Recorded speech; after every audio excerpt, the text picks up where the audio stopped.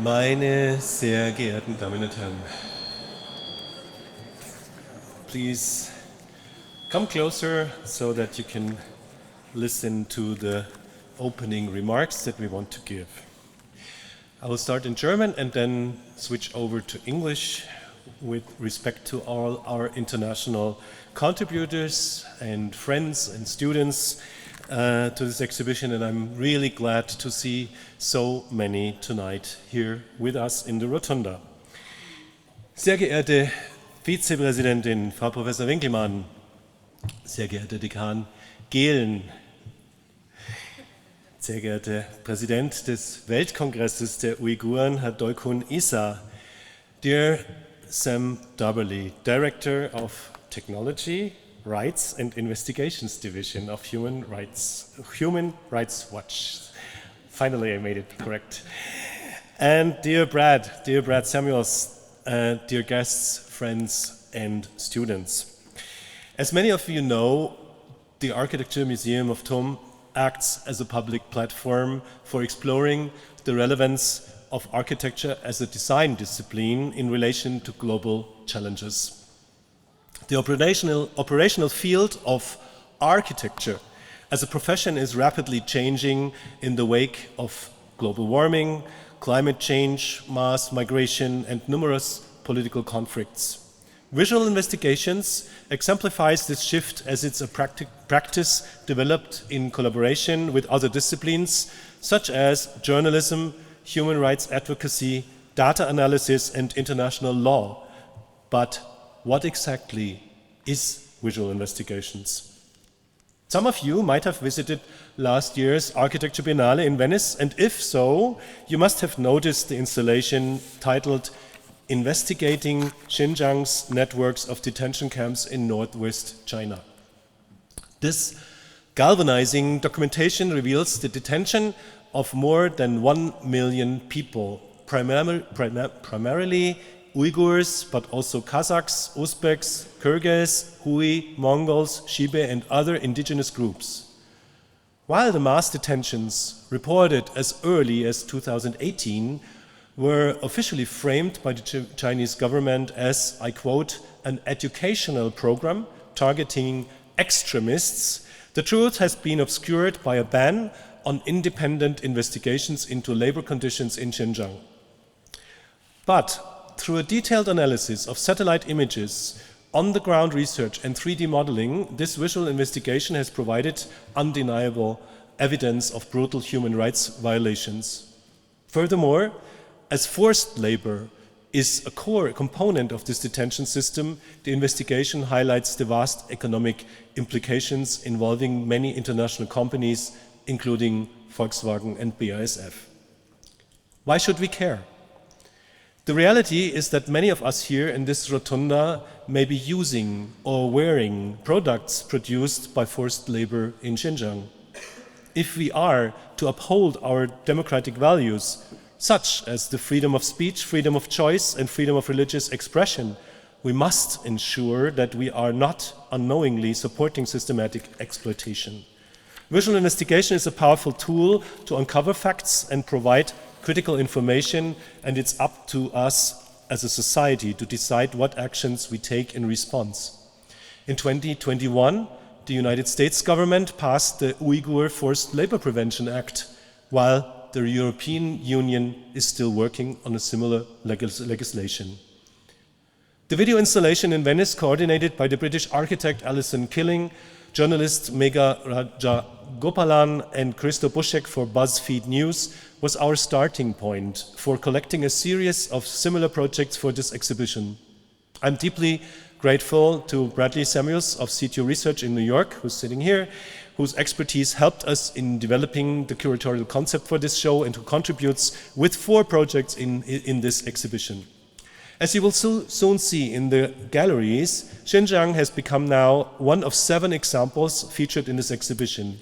Our curator, Lisa Luksch, will provide us with more detailed insights into the concept and contents soon. But before, let me explain why we decided to present this exhibition in the first place. Architecture plays a central role in visual investigations, and we are convinced that this emerging field will contribute to expand its impact and influence. You may have noticed that just last week, forensic architecture based in London was awarded the Right Livelihood Award, often referred to as the Alternative Nobel Prize. This research agency is included in our exhibition through the case study of the Russian strike on Mariupol's theater, a project investigated by the Center for Spatial Technologies in Kyiv and Berlin in collaboration with Forensic Architecture and Forensis, the offshoot of the London agency in Berlin. Visual investigations between advocacy, journalism and law is for sure an exhibition that might be challenging for many visitors, mainly because of its uncomfortable information and disturbing images. But we do hope that this exhibition contributes to a better understanding that we should never give up defending basic human rights. I have to thank so many people, but I will just focus on a few. First of all, I'm thanking again and again the Technical University represented tonight with our Vice President Juliane Winkelmann for protecting the freedom of research and expression. I thank very much PIN, Freunde der Pinakothek der Moderne, for a generous financial support to make this exhibition possible, and special thanks to Dorothee Wahl and Stephanie Rechenberg, who's here tonight, for both, and both are also active at Human Rights Watch. I want to give also special thanks to Freundeskreis der Architekturmuseum, who always gives us support in all our exhibitions. And now I would love to pass the word to Vice President Juliane Winkelmann. Thank you for coming.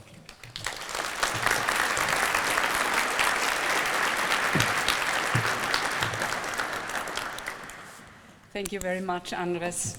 Ladies and gentlemen, a warm welcome from the Technical University Munich. I was particularly asked to talk in German, so we have some words in German, so I will switch to the German language. Sehr geehrte Damen und Herren, ein ganz herzliches Willkommen von der Technischen Universität München zu den Visual Investigations. Wir leben in einer Welt, in der die universellen Prinzipien von Gleichheit, Freiheit und Menschenrechten umkämpft sind wie nie zuvor und vielen Menschen dieser grundlegende Anspruch verwehrt wird. Die Gründe dafür sind oft tief in der Geschichte, in Traditionen und in der menschlichen Natur verwurzelt und oft das Ergebnis komplexer und langjähriger Entwicklungen. Es ist wichtig, die Ursachen und Kontexte dieser Herausforderungen zu erkennen, um die Lösungen zu finden. Und es ist unsere Pflicht, uns für eine Welt einzusetzen, in der diese Prinzipien nicht nur auf dem Papier stehen, sondern in der Praxis verwirklicht werden. Die Verfügbarkeit von Smartphones, Satellitenbildern und Überwachungskameras hat unsere Welt tiefgreifend verändert und unsere Fähigkeit, über Menschenrechtsverletzungen informiert zu werden, revolutioniert. Stellen Sie sich jetzt mal vor, wir haben ein riesiges Puzzle vor uns, aber anstelle von Puzzlestücken haben wir Videos, Bilder und Daten aus verschiedenen Quellen. Die Ermittlerteams der Visual Investigation setzen genau dieses Puzzle jetzt zusammen, um eine klare und umfassende Geschichte zu erzählen und komplexe Ereignisse besser zu verstehen, indem sie die gesammelten Beweise klar und transparent präsentieren. Die Visual Investigations sind eine neue Disziplin, die nicht nur Missstände aufdeckt, sondern auch als eine Art Plattform für kritischen Journalismus und Aktivismus dient. Sie bieten eine Bühne, um Ungerechtigkeiten sichtbar zu machen und fordern uns auch auf, unsere Verantwortung gegenüber der Welt zu hinterfragen und zu reflektieren. Durch die Linse der Visual Investigations erleben wir, wie transdisziplinäre Teams aus Architekten, Filmemachern, Aktivisten, Journalisten, Juristen, Informatikern, dazu beitragen können, die dunklen Ecken unserer Welt zu beleuchten und die Stimmen derjenigen zu verstärken, die eben oft nicht gehört werden. Die Fallbeispiele, und Sie werden es nachher sehen, die hier präsentiert werden, reichen von den Internierungslagern in Xinjiang bis zu den Auswirkungen der Klimakatastrophe auf pazifische Inselstaaten.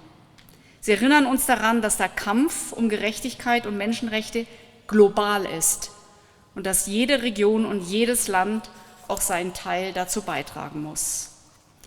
Aber auch in einer Zeit, in der wir oft mit Herausforderungen konfrontiert werden, die scheinbar nicht zu bewältigen sind, bietet uns, denke ich, diese Ausstellung nicht nur die Einblicke in aktuelle Krisen, sondern sie gibt uns auch Hoffnung. Hoffnung, dass durch das Zusammenspiel von Architektur, eben Aktivismus, Zusammenspiel von Informatik und verschiedenen Medien Veränderungen möglich sind. Hoffnung, dass wir durch Wissen, durch Technologie und Engagement eine gerechtige Welt schaffen können. Ich möchte allen Beteiligten meinen ganz besonderen Dank aussprechen, den Kuratoren, den Expertenteams, allen Wissenschaftlern aus der ganzen Welt, die an dieser Ausstellung mitgewirkt haben, auch allen TUM-Studenten, die mitgearbeitet haben, und als ein Direktor der Human Rights Watch und Sprecher herzlichen Dank auch an Sam Dubberley. Durch ihre Expertise zeigen sie wirklich beeindruckend und eindrucksvoll, wie Architektur, wie Medien und Aktivismus gemeinsam zur Aufklärung von Menschenrechtsverletzungen beitragen, und ihre Arbeit präsentiert das Thema auf greifbare Weise und treibt den Diskurs über die Nutzung von Bildmaterial für Gerechtigkeit, für Verantwortung in der Öffentlichkeit entscheidend voran. Ich wünsche Ihnen allen einen interessanten und auch spannenden Abend mit den Visual Investigations. Vielen Dank.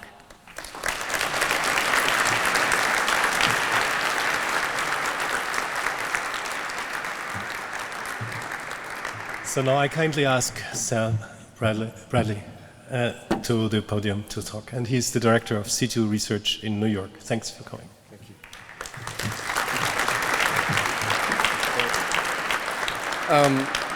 Thank you, Andres. I'm going to start with an anecdote that I relayed last evening, but I want everyone to know about, which is that I first met Andres in New York about 10 years ago when he was curator at the Museum of Modern Art, and as a young architect, a younger architect at that time, I'm not necessarily young, we really wanted to impress Andres, curator at MoMA, this was important, and we got his attention, and I showed him a bunch of the things that we were working on that were nascent sort of seeds of what you're going to see in this exhibition.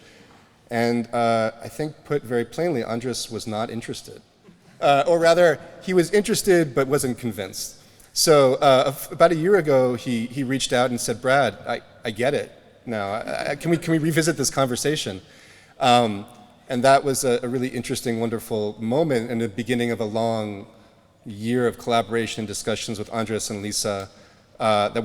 It was very much a collaboration about how to put this exhibition together. And I'm going to maybe just at a very high level try and articulate what visual investigations is. It's many things, but we describe it as merging data and design to create new pathways for justice. We have to keep it very simple because the work itself is so diverse and so geographically and thematically widespread that finding a through line, merging data and design is what I would say the through line is. I was trained as an architect, but my team is very interdisciplinary. Evan Grothjen is here. He's a 3D analyst and researcher and journalist. Ramon Beery has a background in anthropology. Candace Strongwater has a curatorial background, and we have one other architect, Gauri Bahugana, on the team. So I just want to point out that architecture is a point of departure, but it really doesn't define this work. The work you're going to see tonight, and I think this is also a really important point, it is in some ways ironic, a bit of a paradox that we're here in Munich or we're in New York or London or other sort of capitals in the global north presenting this work. It's about human rights violations, and those are often happening all over the world, and to often the most vulnerable. And a lot of those people aren't here this evening, the collaborators that we worked with on these projects and the people for whom the work is in the service of. And I think that that's one of my desires for this work, and this exhibition in particular, is that it may travel, and it may travel to places that aren't necessarily the usual suspects in terms of exhibitions in global capitals and sort of institutional focus. So I just want to say a few words about the collaborators and about the projects. One is a project on climate change, specifically looking at island nations in the South Pacific, and it's really, really timely.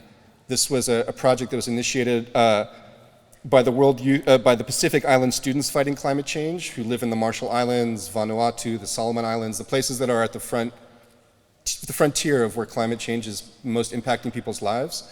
And they lobbied to get the International Court of Justice to produce an advisory opinion on the legality and the sort of questions of accountability around climate change. And the ICJ is doing that right now. So over the next couple months, I encourage you all to kind of pay attention to the hearings, listen to what their advisory opinion is, and remember that this was student and activist led, and the World Youth for Climate Justice that are based in The Hague, as well as our partner Angelique Perrine, who's a lawyer at the University of Chicago Law Clinic. We're partners on that project.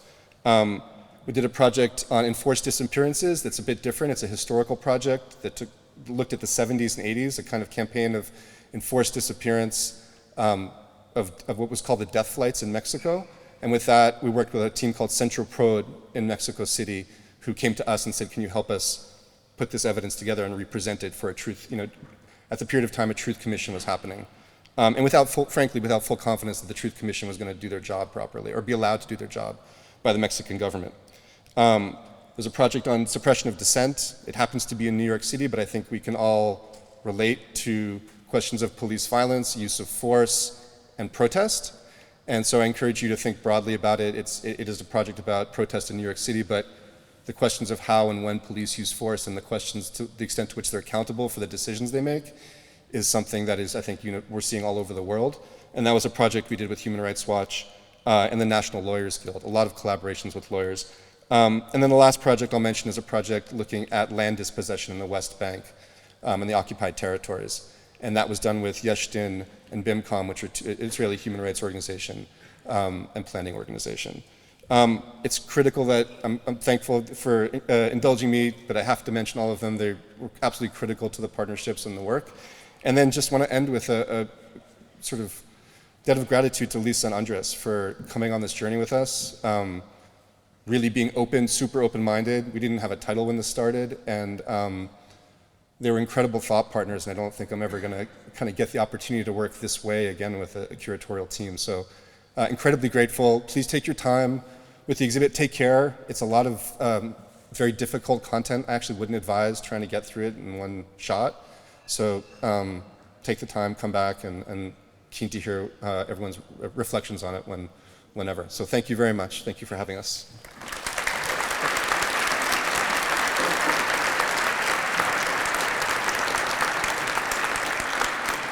And turning it over to Lisa Luksch.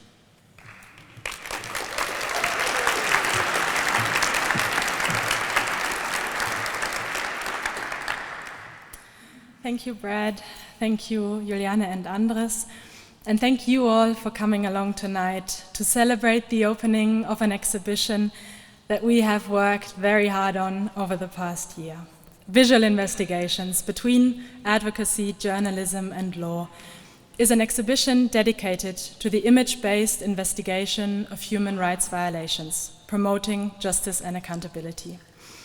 It is the result of an interdisciplinary exchange with 4 internationally active research teams and their respective cooperation partners, a number of experts from academia and professional context, and the students and teachers of TUM. the exchange of knowledge that took place during the 2 preliminary exhibition seminars and beyond shows how incredibly valuable the affiliation of this museum as an institution of the Technical University of Munich is. The exhibition approaches visual investigations on 2 levels, 2 narrative threads, if you will, which run parallel through our 600 square meters of gallery space, summarized as methodology and application. On the first of the 2 levels, we introduce 8 tools used by the research teams, their history and significance, but also their limitations, from remote sensing to 3D and 4D analysis, artificial intelligence, and machine learning. Expanding upon a history of photography, our incomplete timeline of visual capture and simulation shows how a variety of imaging methods have been used to document human rights violations from the second half of the 19th century onward. Photographs, videos, graphics, and paintings have illustrated reports of violence and injustices all over the world long before the advent of the World Wide Web or social media. Yet, with the construction of new images comes a host of ethical and epistemological debates surrounding terms such as fact, reality, and objectivity, blurring the edges between what is capture and what is simulation. Our selection of snackable bytes, a term coined by our genius graphic designers, is an attempt to supplement and complicate the linear narratives of technological progress with socially relevant contexts in order to highlight parallels that may be less present in the public discourse. This area is spacious, open, bright, and mostly free of violent content. It invites you to linger and exchange thoughts. It includes ample seating and a view to the outdoors. And it is this continuum of space that connects the 7 distinct rooms dedicated to the individual case studies. In a brief introduction, a threshold moment, visitors may familiarize themselves with the content that they will be confronted with in the respective rooms, in a maximum of 260 words, and then actively decide whether or not to enter them. But of course, it is precisely these 7 spaces that make up the exhibition and render visual investigations tangible. This is where the visitor finds out exactly how the team of SITU Research analyzed and processed more than 6,000 videos recorded during the Black Lives Matter protests in New York City to uncover patterns of excessive police force, or how they are using remote sensing tools to examine the spatial representation of systematic discrimination in the West Bank. On this level, one may find Bellingcat's investigation into the killing of Colombian journalist Abelardo Liz during a land rights demonstration.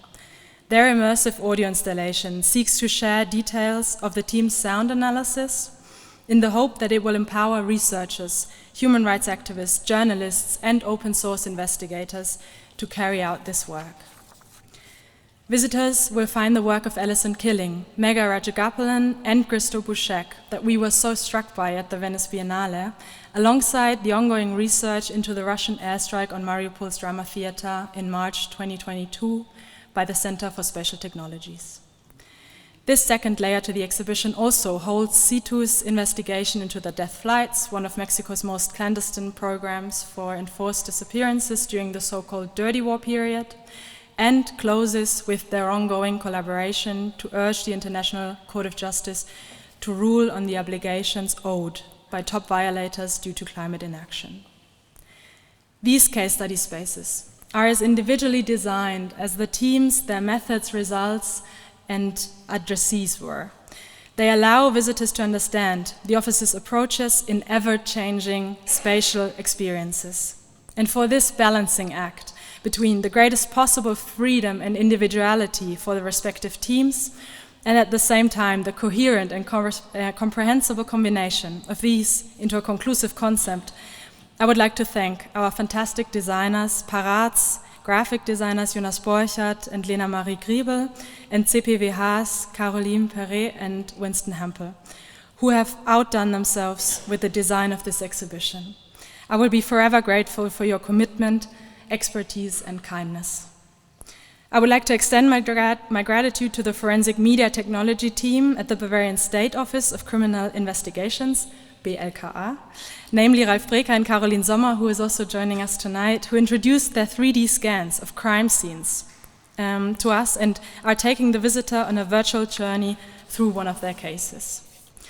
I would like to thank Michael Greza and the team of the TUM's Remote Sensing and Photogrammetry Chair for their expertise and support throughout the exhibition process, and my working students Yuval Ehud and André Skraya for their tireless efforts and fantastic ideas, their commitment over the last few weeks, and their critical and clever questions throughout our time together. And last but not least, I'd like to thank the 4 research teams, SITU and Bellingcat joining us in Munich tonight, for their trust and enormous amount of work and extra hours they put in to make this show possible. You deserve the greatest respect and applause. I salute the work you do every day and am endlessly grateful to have been able to realize this exhibition with you. And while everyone along this journey has been nothing but dedicated and helpful, I would like to single out Brad Samuels and Candice Strongwater of SITU Research, who, in addition to all the work, offered me their expertise, advice, and listening ear. Thank you so much.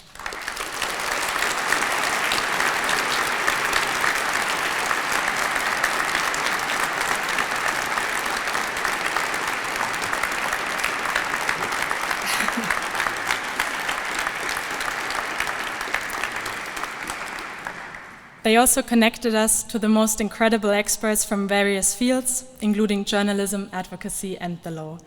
The network created and the knowledge assembled also resulted in an accompanying reader, published with the help of the Genius Architangle team. Alongside the 7 case studies, 8 contributions offer critical, scientifically grounded discourse on the topic of visual investigations through essays and interviews. And I'm honored to now introduce to you one of the interviewees that I was so deeply impressed by, the Director of the Technology, Rights and Investigations Division at Human Rights Watch, and the last speaker of today's opening, Sam Dubberley.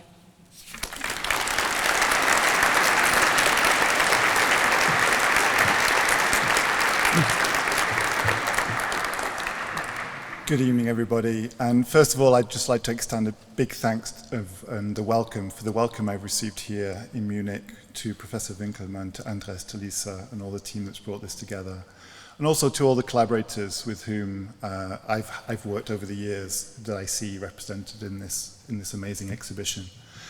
And I just want to, so much has been said, and I don't want to repeat any of it really, but I just wanted to dwell on two thoughts that have come up in the various talks this evening.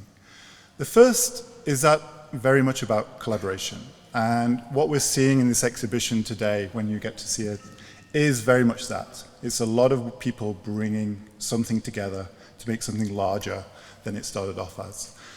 And that is really very much the theme of digital investigations.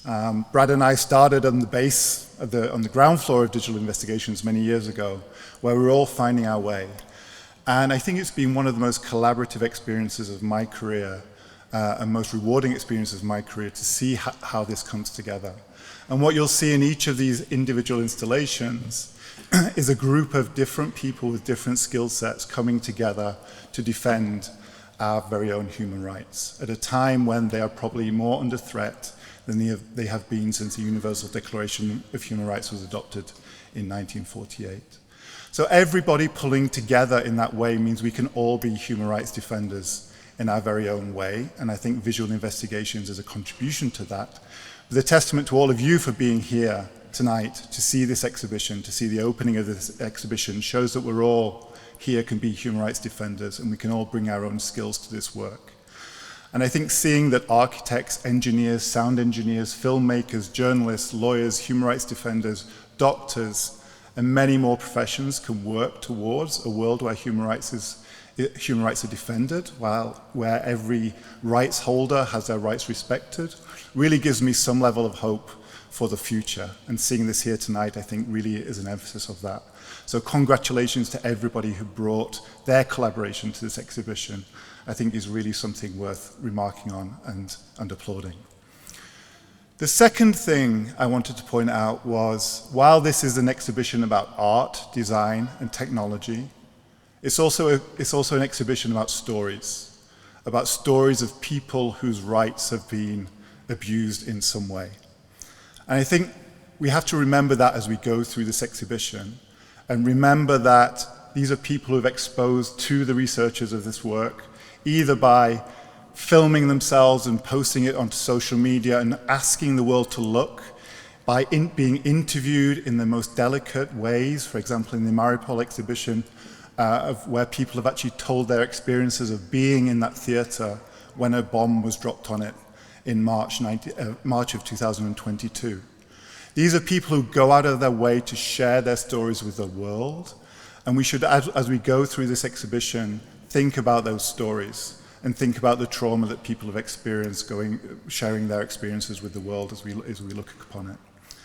That trauma also extends to the work and the researchers who do this work, and the lengths that people who do this work go to really analyze and bring the facts to the world at a time when the facts are disputed. So that work also comes with it, with a pressure, with a burden, with times when it becomes really hard, and I'm someone who've experienced that, and many of the researchers, all of the researchers I'm sure, who have done the work that you'll see this evening will experience that as well. So just remember, as we see the technology, as we're dazzled by what we see on the walls, and it really is amazing work that takes the investigation into human rights abuses forward so far and makes those rights abuses undeniable, that there are also stories behind this. And I think that's something we should really remember, and remember the people behind this as we see the technology. I just want to extend once again congratulations to the whole team that have brought this together. It's a real honor to be here with you this evening. And I just want to hand back to Andres to formally open the exhibition, I suppose.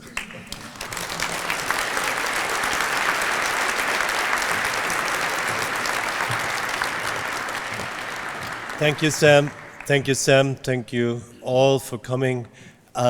As Lisa explained, this is the book to the exhibition. We decided not to have a large book with a lot of images because the images are really disturbing. So be careful if you go into the video rooms. If you really decide deliberately that you want to see it, then go inside, and if you don't want, then stay outside.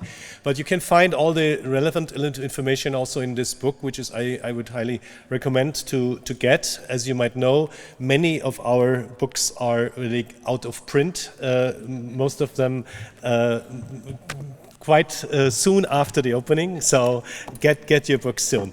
So without further ado, I invite you now to go to the exhibition or to have a drink first, because I think all of you won't fit into the exhibition space. So you take the decision and have a great evening. Thanks all for coming.